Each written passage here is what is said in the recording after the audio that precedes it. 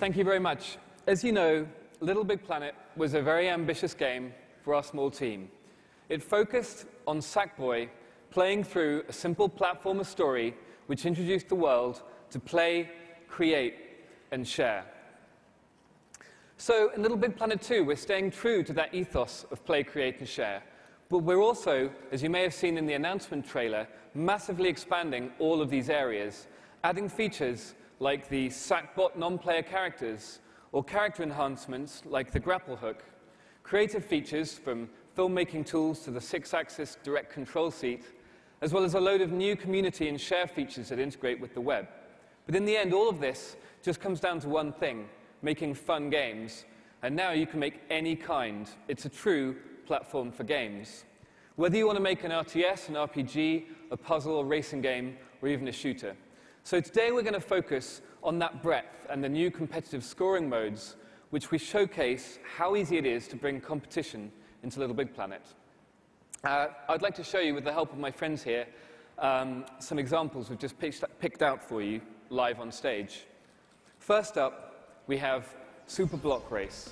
This is a super simple dexterity minigame, and it stars our Sackboys racing to match the falling blocks by pressing the X and O face buttons. Using direct control, you can create any mapping from the 6-axis controller to the gameplay. The time penalty for getting a mistake is balanced by the creator, and it's actually hiding a great depth to the gameplay. It was a great way to create a simple piece of gameplay mechanic with just a few physical tools that you'll be familiar if you've ever used Pop-It in Little Big Planet 1.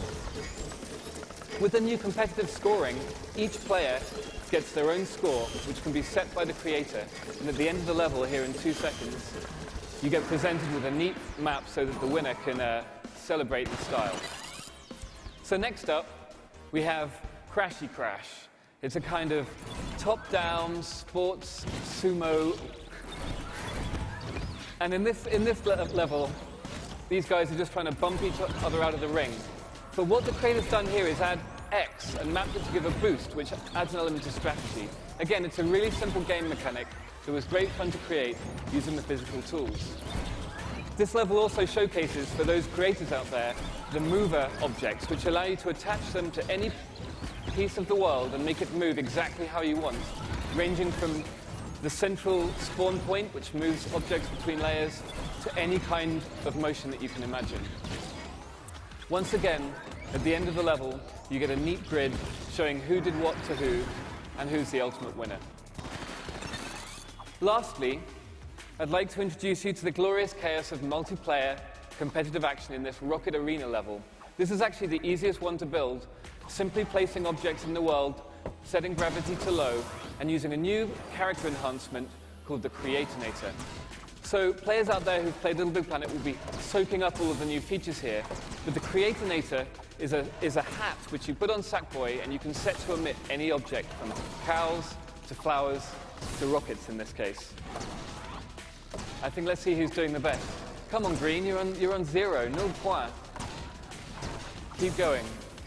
In the background, you see the holographic material. That's been used by many of our creators to create heads-up displays and things like that. In online, if you use a competitive mode, each PS3 gets its own camera, so it would be really easy to make a gigantic scrolling level in Little Big Planet 2. So to wrap up, I'd just like to show you some of footage of the kind of gameplay that you can expect in Little Big Planet 2. Because when we were creating these tools, really we wondered, what will the breadth be? We'll stay true to the platforming at the heart of Little Big Planet.